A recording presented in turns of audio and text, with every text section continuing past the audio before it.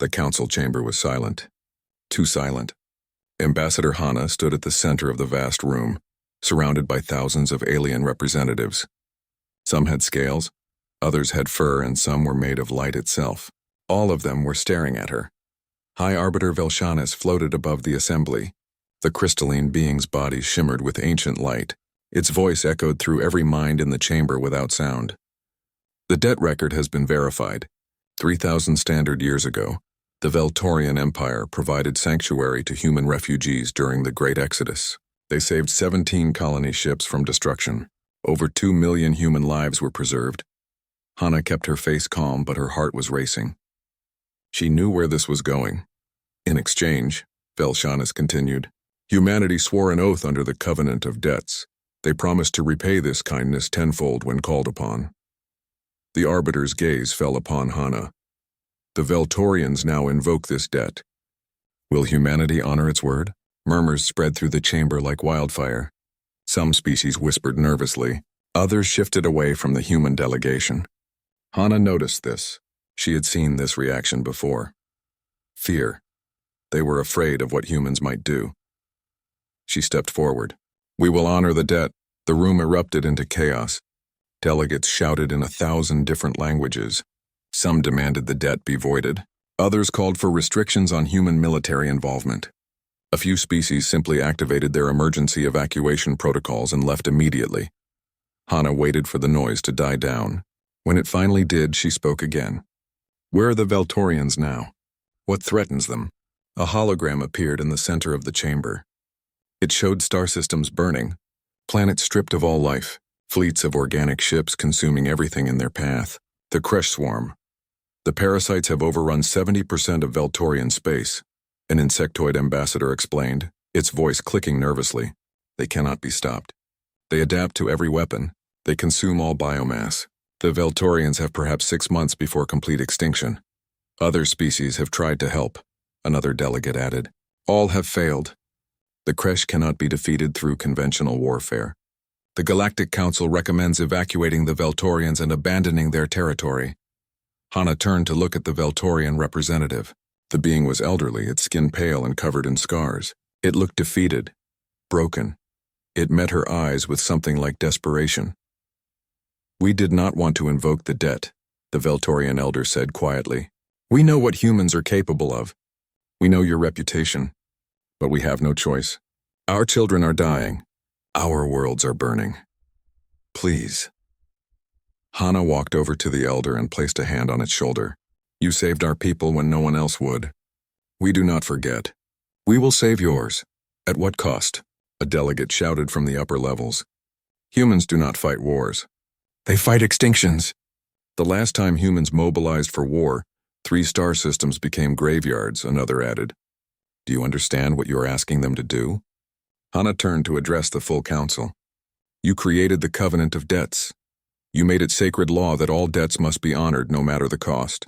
You wanted a galaxy built on trust and obligation. Well, this is what that looks like. Humanity keeps its word. But the Kresh, someone began. Will be dealt with, Hana interrupted. Her voice was cold now, hard. You say they cannot be defeated through conventional warfare? Good. We do not fight conventionally. The chamber went silent again. Every being there knew what she meant. Humanity had rules for warfare, but those rules only applied when facing civilized opponents. The Kresh swarm was not civilized. It was a plague, and humanity knew how to handle plagues. High Arbiter Velshanis studied Hana carefully. You understand the magnitude of this undertaking? The Kresh swarm numbers in the trillions. They have existed for 10,000 years. They have destroyed countless civilizations. We understand perfectly, Hana replied. Do you understand what will happen if we succeed? What it will mean for the galaxy? Several delegates shifted uncomfortably. They understood. If humanity could destroy the Kresh swarm, something the entire Galactic Council had deemed impossible, then humanity would become the most feared military power in known space. Perhaps in all space. We accept this outcome, Velshanis declared. The debt is valid. Humanity is authorized to act on behalf of the Veltorian people. May your actions bring balance, Hana bowed slightly. Balance will be achieved. I promise you that. She turned and walked out of the chamber, her small human delegation following behind. As soon as they were in the privacy of their shuttle, one of her aides spoke up. Ambassador, the council looked terrified. Should we be concerned? No, Hana said simply. They should be. Across the galaxy on the human dreadnought reckoning, Captain Day-Wan received the transmission. He stood on the bridge of his ship staring at the message on his screen. Around him, his crew worked silently at their stations. They had been expecting this. They had been preparing for years. Day-Wan was in his late 40s with silver streaks in his dark hair and scars on his hands from decades of combat. He had fought in the Border Wars, the Titan Rebellion, and the Purge of Kelvin 5. He had seen things that would break most people. But this was different. Orders confirmed, sir, his communications officer reported. Full fleet mobilization. All reserves activated. Total war protocols. Acknowledged, Day-Wan said quietly. He opened a ship-wide channel. Attention all hands. This is the captain. We have just received authorization for a debt operation. Our target is the Kresh Swarm. Our mission is complete elimination. There will be no negotiations, no mercy, no survivors. He paused, letting that sink in. I know what you are thinking. I know what they say about us. That we are too violent, too ruthless, too willing to cross lines that should not be crossed. He looked around at his crew. Good people. Loyal people. People who would follow him into hell if he asked. They are right. But sometimes the galaxy needs monsters to fight monsters.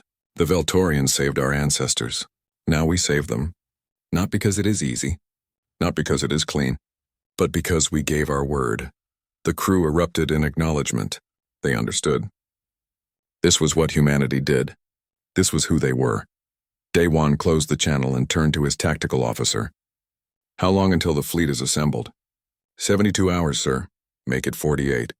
The Veltorians do not have time to waste. Yes, sir.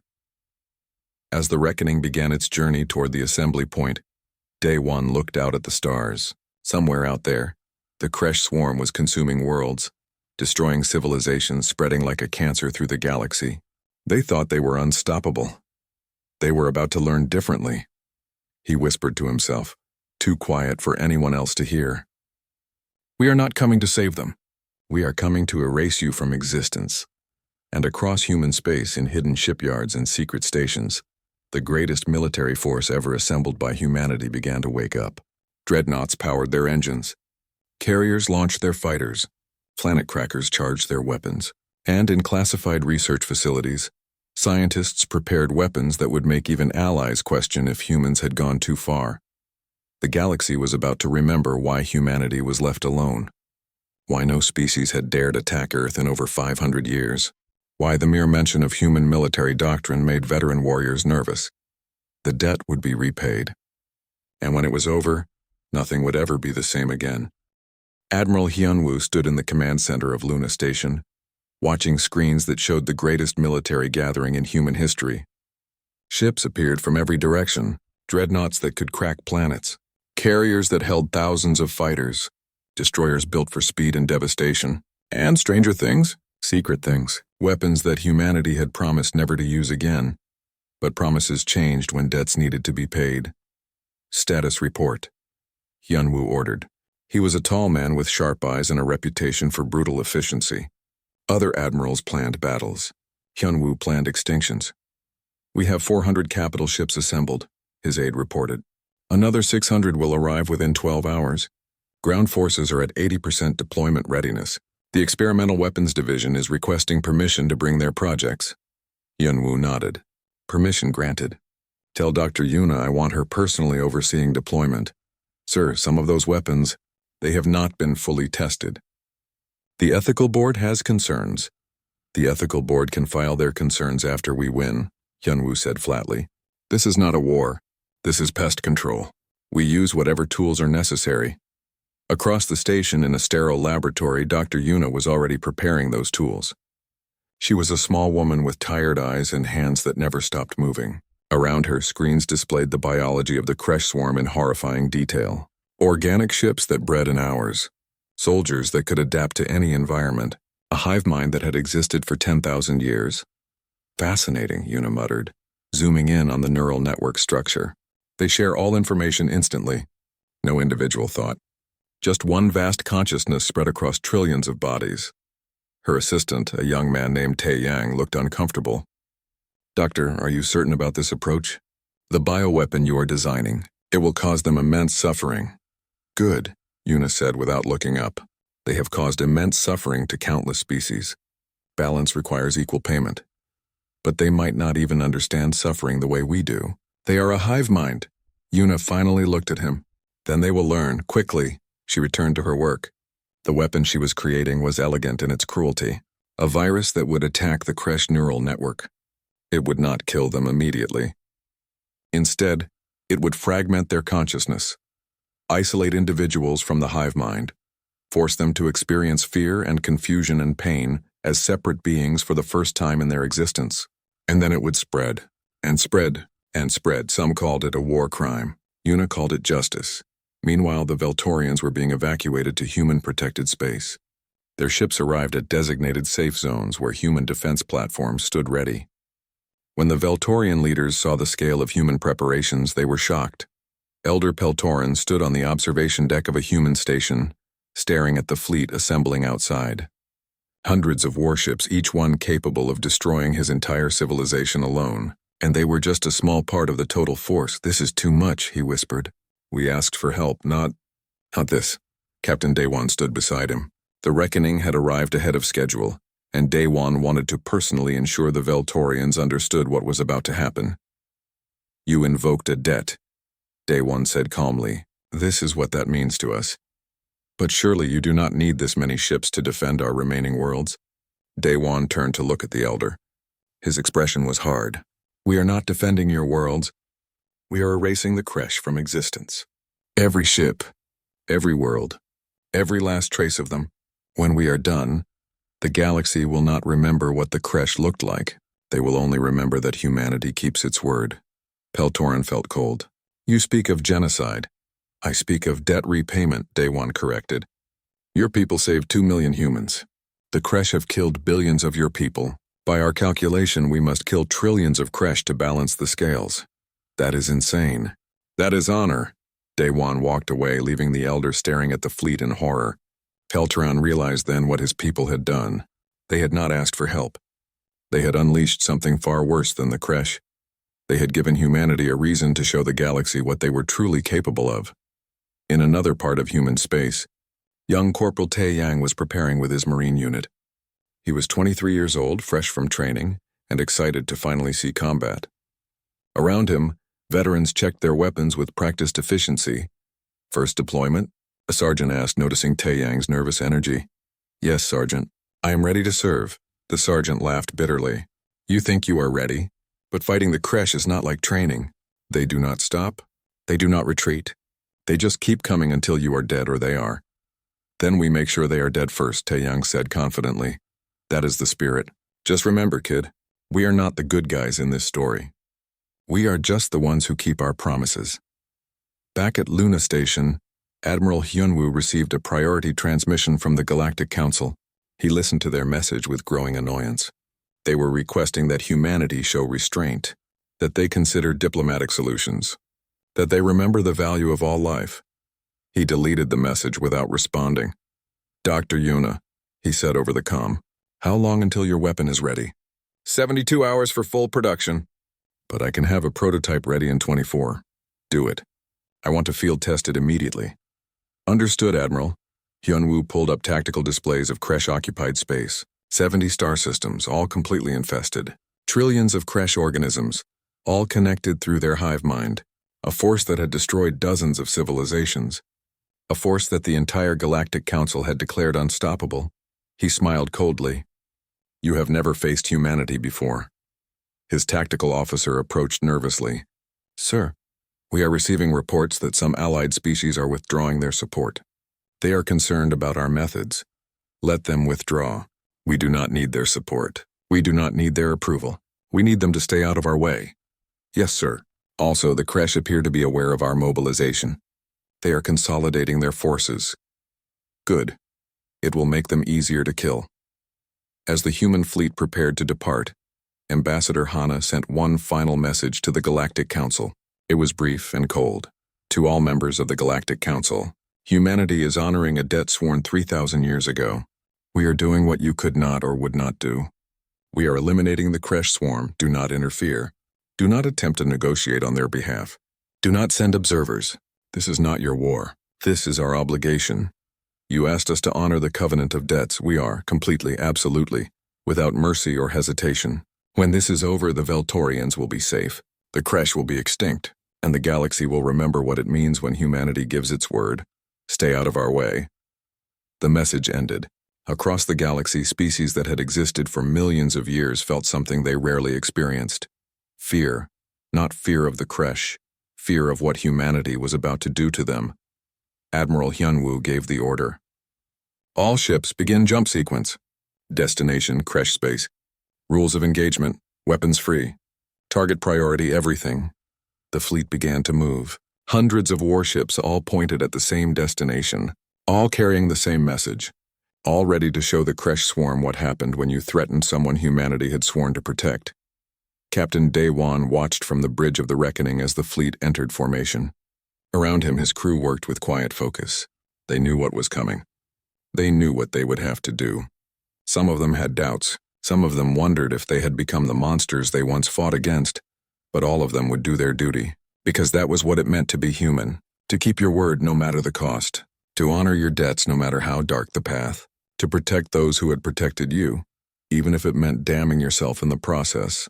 The jump drives activated, reality twisted, and the largest military force humanity had ever assembled vanished from human space, reappearing at the edge of Kresh territory. They did not send warnings. They did not demand surrender. They did not offer terms.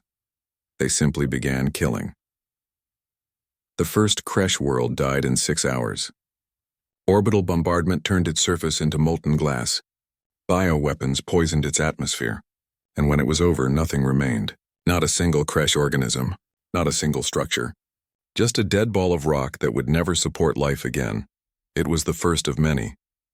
The galaxy watched in real time as humanity showed everyone what they were capable of, and species that had once mocked human weakness now understood the truth. Humanity was not weak. They had just been waiting for a good reason to show their strength.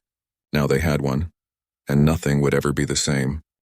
The Kresh Prime Nexus had existed for 10,000 years. It had consumed millions of worlds. It had destroyed countless civilizations. It had never known fear, until now. The hive mind watched as its outer worlds burned. Human ships moved through Kresh space like a plague of metal and fire. They did not fight battles. They simply erased everything they encountered. Planets were destroyed from orbit. Kresh ships were hunted down and torn apart. Entire systems were sterilized and the humans kept coming.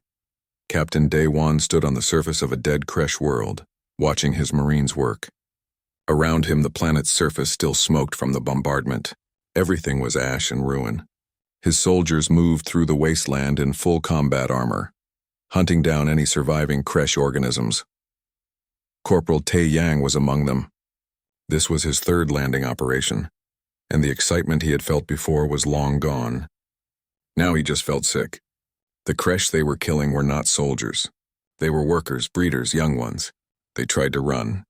They tried to hide, but the orders were clear. Everything dies. Contact Section 7, someone called over the comm. Multiple targets fleeing into underground structures. Seal the entrances and deploy gas, Daewon ordered. Nothing survives. Taeyang watched as chemical weapons were pumped into the underground tunnels. Screams echoed up from below.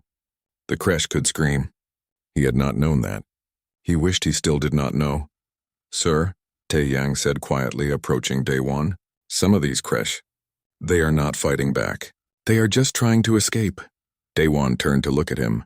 Your point, Corporal? Is it necessary to kill all of them?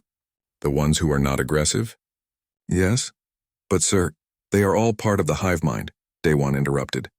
Every single one of them shares information with the Nexus.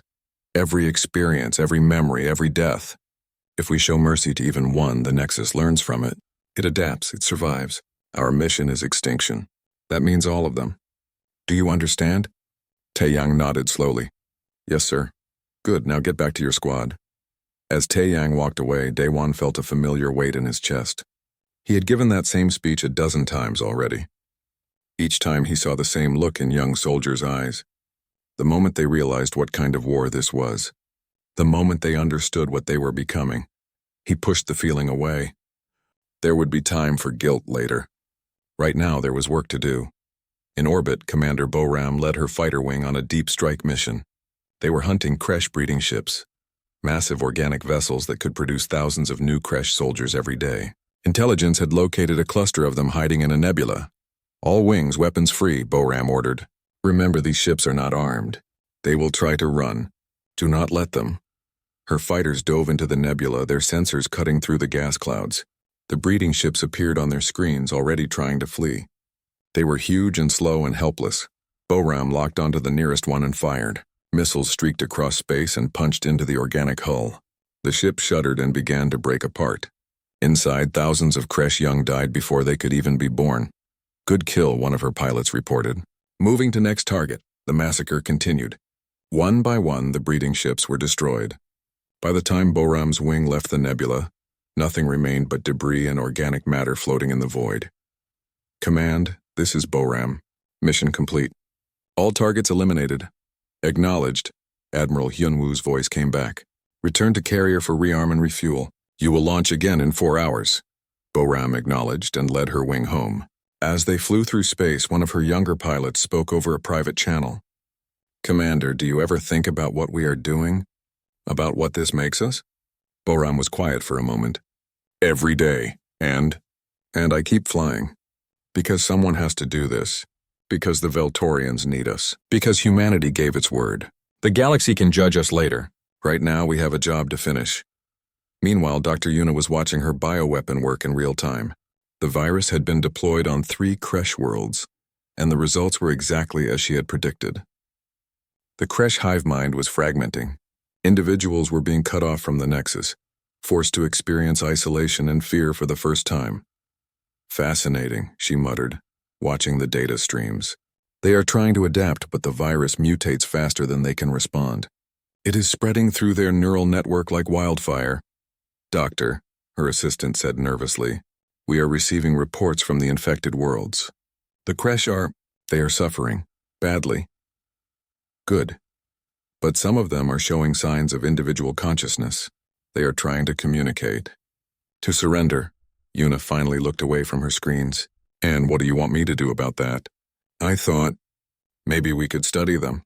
Learn more about their biology? No, the orders are clear. Complete extinction.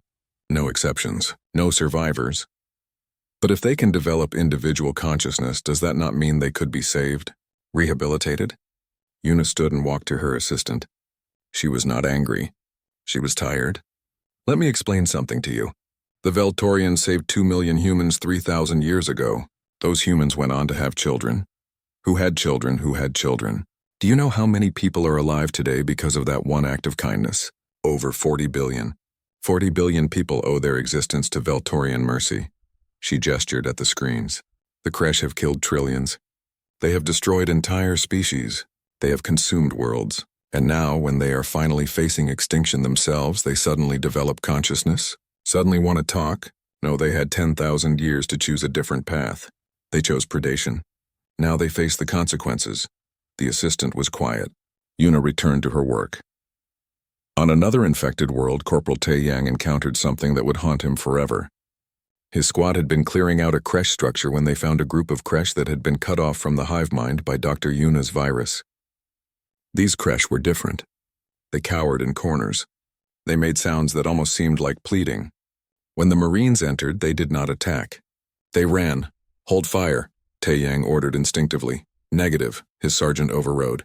Orders are clear. Kill them all, but they are not aggressive. They are scared. I do not care if they are writing poetry.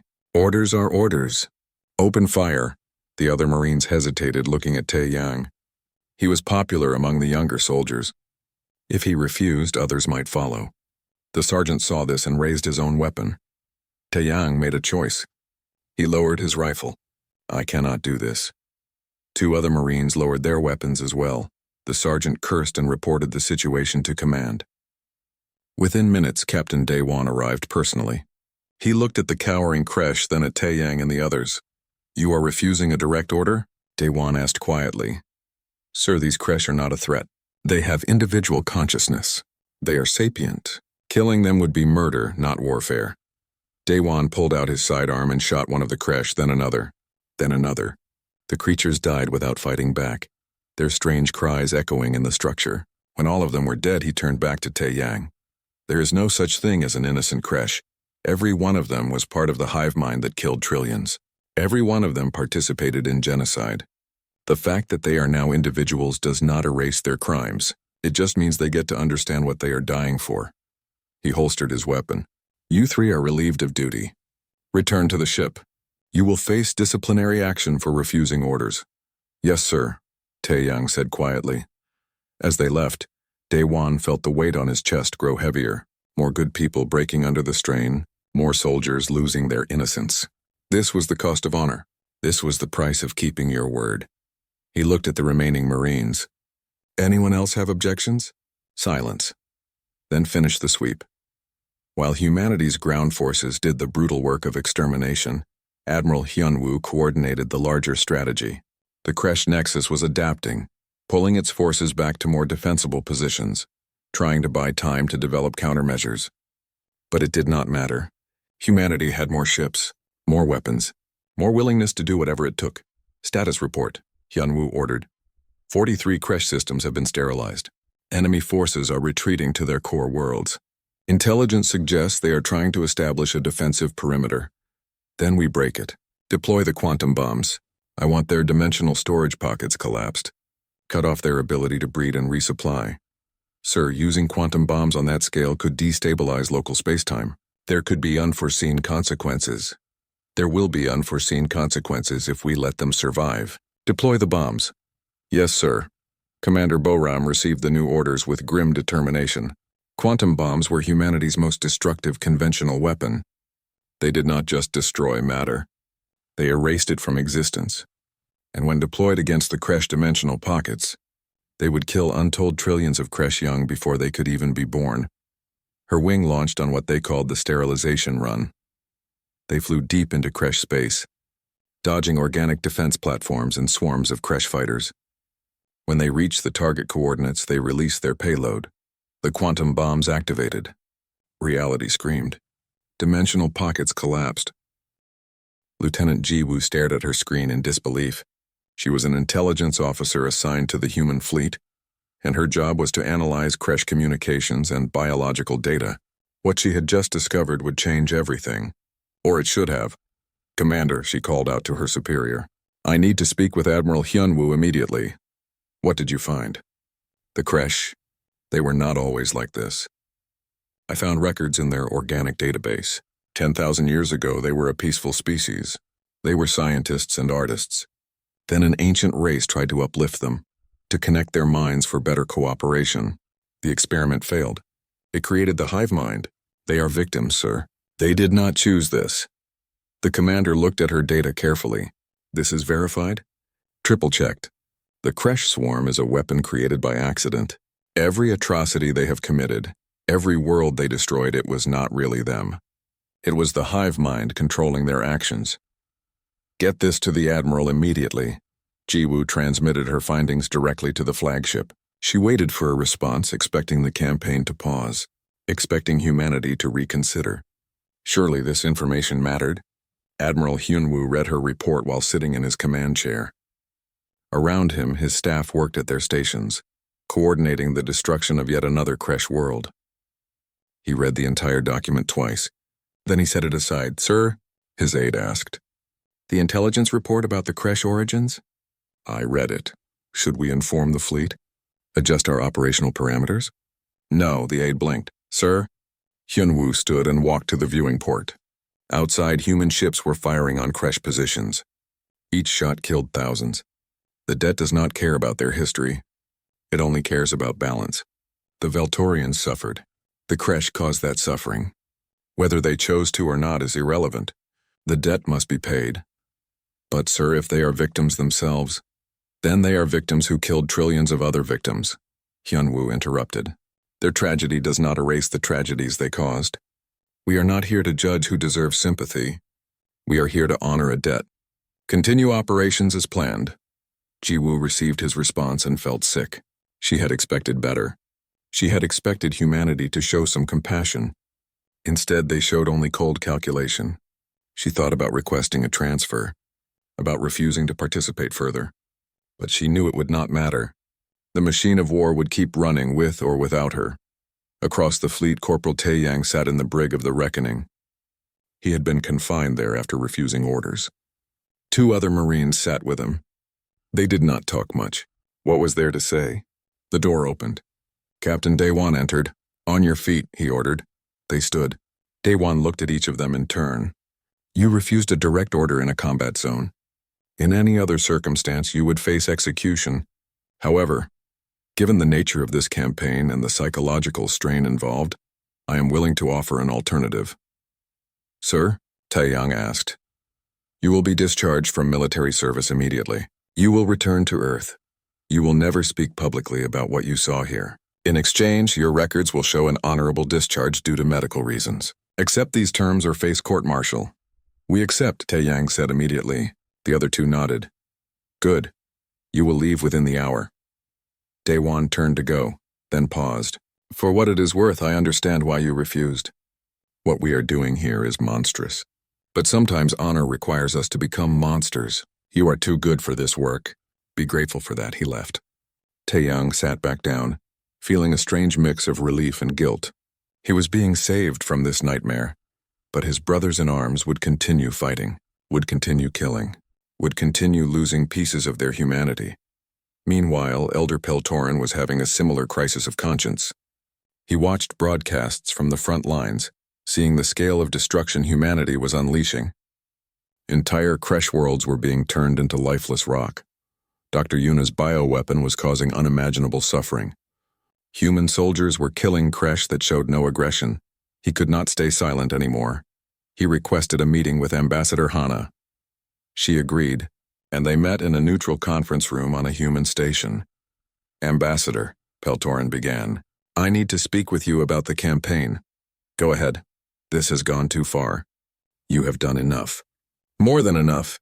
The Kresh are broken. Their territory is in ruins. They cannot threaten us anymore. Please order your forces to stop." Hana looked at him calmly. "No, no.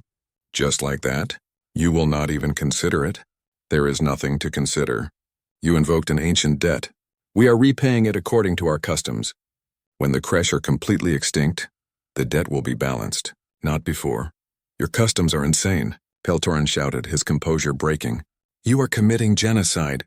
You are killing beings who are suffering, who are scared, who are trying to surrender." "Yes," Hana said simply. "We are. Because 3,000 years ago, your people showed mercy to ours when no one else would. Do you understand what that means to us? Do you understand how deeply that debt runs? But this is not balance. This is madness." Hana leaned forward. "Let me explain something about human history. We come from a world where survival was never guaranteed, where tribes fought tribes, nations fought nations, and the only thing that mattered was keeping your word. A human who breaks their promise is worse than worthless. They are a threat to everyone around them. So we built our entire civilization on honor, on oaths, on the sanctity of debts." She gestured at the screen showing the war. "You asked us to help you. You invoked a 3,000-year-old debt. You gave us permission to use all necessary force. We are doing exactly what you asked for. The fact that you are now horrified by the results is not our problem." "I am begging you," Peltorin whispered. "Please stop. My people are safe. We do not need you to kill every last Kresh. Your people suffered for 3 centuries. They watched their worlds burn. They saw their children consumed. They faced extinction. That debt requires equal payment. The Kresh will face extinction, complete and total. That is balance." Peltorin stood and walked to the door. Before leaving, he turned back. "You are right. This is our fault. We should never have invoked the debt. We did not understand what humans truly are. You are not saviors. You are demons wearing the mask of honor." "Perhaps," Hana said quietly, "but we are demons who keep our promises. Remember that." After Peltorin left, Hana sat alone in the conference room. She poured herself a drink with shaking hands. She was not as calm as she pretended. She knew what humanity was doing was terrible. She knew they would be judged for it. But the alternative was breaking their word. and a humanity that broke its word was not worth saving. The Galactic Council made one final attempt to intervene. They sent a delegation to the human fleet with a formal demand: cease all operations immediately or face economic sanctions and potential military action from the entire galactic community. Admiral Hyunwoo received them on his flagship. He listened to their demands patiently. When they finished, he activated a hologram showing the assembled human fleet. Hundreds of warships, all armed with weapons that made the delegates nervous. "Let me be clear," Hyunwoo said. "If you attempt to interfere with this operation, we will consider it an act of war. We will defend ourselves with the same efficiency we are applying to the Kresh. We have 6,000 more warships in reserve. We have weapons you have never seen, and we have no intention of stopping." "You cannot threaten the entire galaxy," one delegate protested. "I am not threatening. I am explaining reality. We are honoring a debt that is sacred to us, more sacred than your approval, more sacred than galactic law, more sacred than our own souls. You can accept this or you can try to stop us. But if you try, you will fail, and the galaxy will have 2 extinction campaigns to worry about instead of 1. The delegates left without another word. The council convened an emergency session. They debated for hours. Some wanted to fight, others wanted to negotiate. In the end, they did nothing. Because deep down they knew the truth. Humanity would not stop, could not stop, and trying to make them would only lead to more death. So they watched. They documented. They judged. But they did not interfere. Back at the front, the campaign continued. System after system fell. The Kresh swarm that had existed for 10,000 years was being systematically erased. Their worlds were burned. Their ships were destroyed. Their dimensional pockets were collapsed. And slowly, inevitably, humanity pushed toward the Kresh homeworld. The Kresh Prime Nexus made one final attempt to save itself. It sent a message to humanity. Not a threat. Not a demand. Please, why? We have already fallen. Our empire is broken. Our people are dying. Why do you continue? Captain Daewon stood on the bridge of the reckoning, reading the message. He thought about answering. Thought about explaining. But what would be the point? The Kresh would not understand. Could not understand. So he sent a simple response. Because 3,000 years ago someone showed us mercy. This is what we do for those who show us mercy. Imagine what we do to those who do not. The Kresh Nexus received the message and finally understood. It was not facing an enemy. It was facing a force of nature. A species that would burn down the universe to keep a promise. There was no negotiation possible. No mercy to be found. Only extinction. The Kresh homeworld hung in space like a diseased eye. It was massive, 3 times the size of Earth and completely organic. The entire planet was alive. It breathed. It pulsed. It was the physical heart of the Kresh Nexus, the center of the hive mind that had terrorized the galaxy for 10,000 years. Commander Boram looked at it through her cockpit and felt nothing. No fear, no excitement, just cold determination. She had been chosen to deliver the final weapon. Dr. Yuna's masterwork, a virus that would turn the planet's own biology against itself. "All wings report status," she ordered. Her pilots checked in one by one. 50 fighters, all carrying the same payload. They would deliver it deep into the planet's core. Most of them would not survive. They all knew it. None of them hesitated. "Admiral Hyunwoo, this is Boram. We are ready to begin final approach." "Understood, Commander. You know what this means?" "Yes, sir. Once we deploy the weapon, the homeworld will begin a cascade failure. It will take decades to die completely. The Kresh Nexus will experience every moment of that death. It will feel the planet consuming itself. It will understand what it is losing." "Good. Begin your attack run. And Commander, thank you for your service." Boram did not respond. She just led her wing toward the planet. The Kresh defense was desperate and absolute. Organic ships swarmed around the homeworld like angry insects. Biological weapons filled the space between them. The planet itself was shooting spore clouds and energy pulses at anything that approached. Boram's wing dove through the chaos.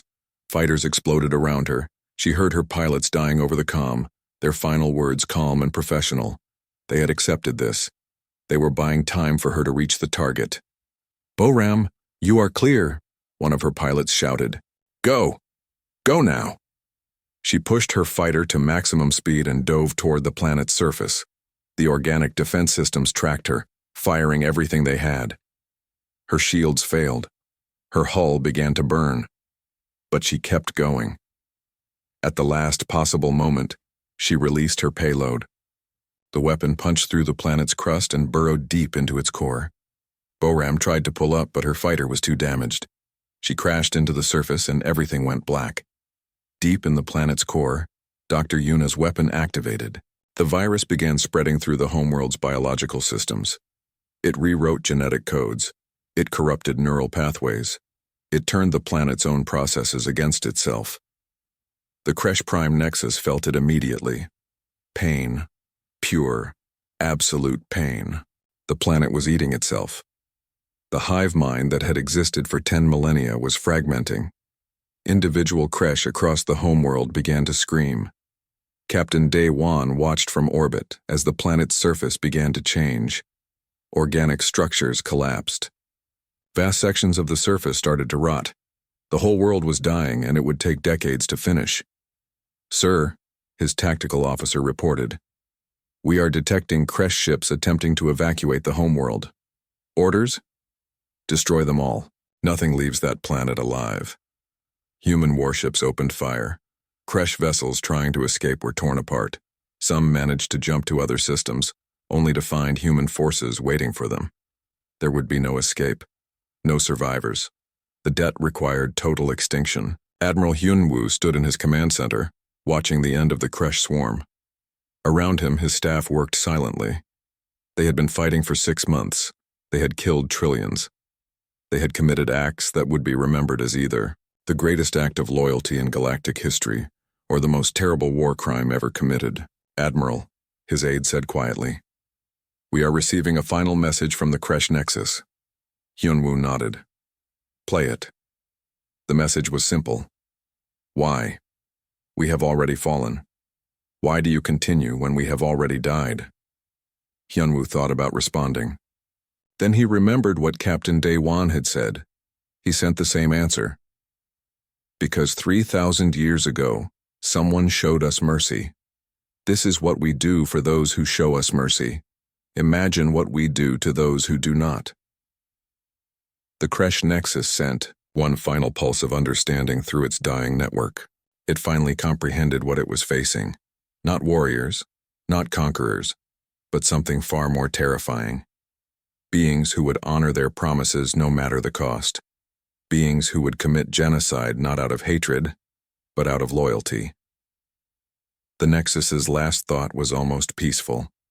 At least it had not faced them out of cruelty. It had faced them because of honor. There was some strange comfort in that.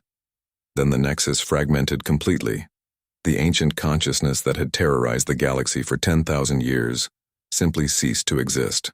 What remained were trillions of individual Kresh, cut off from the hive mind, experiencing consciousness for the first time. And they were all on a dying planet with no way to escape. They would all die. Slowly, painfully, over decades, just as the Veltorians had suffered. Balance. Back on Earth, Ambassador Hana received reports of the homeworld's death. She sat in her office alone and finally allowed herself to feel the weight of what humanity had done. They had committed genocide. They had killed trillions. They had shown no mercy, no compassion, no hesitation, and they had kept their word. She poured herself a drink with shaking hands. The Human Council would ask her if it was worth it, if honoring the debt justified what they had become. She did not know the answer. She would never know, but they had given their word. That had to mean something. It had to. Corporal Tae Young returned to Earth on a transport ship full of other soldiers who had been discharged. They did not talk much during the journey. What could they say? They had seen things that would haunt them forever. They had participated in something that history would judge harshly. When Tai Yang stepped off the transport, he was greeted by crowds celebrating humanity's victory. People cheered. Flags waved. Everyone was proud that humanity had honored the ancient debt. They did not understand what it had cost. what it had required, what it had made them become. Taeyang walked away from the celebration. He went home. He locked his door. And he tried to forget the sound of Kresh screaming as they died. Captain Daewon did not return to Earth. He retired to a quiet colony world on the edge of human space. He bought a small house near the ocean and tried to live a normal life. But every night, he dreamed of burning worlds, of dying Kresh, of the Marines he had executed for refusing orders. He knew he could never be forgiven, not by others, not by himself. He had done what was necessary. He had honored the debt, but the cost had been his soul, and he would carry that burden until the day he died.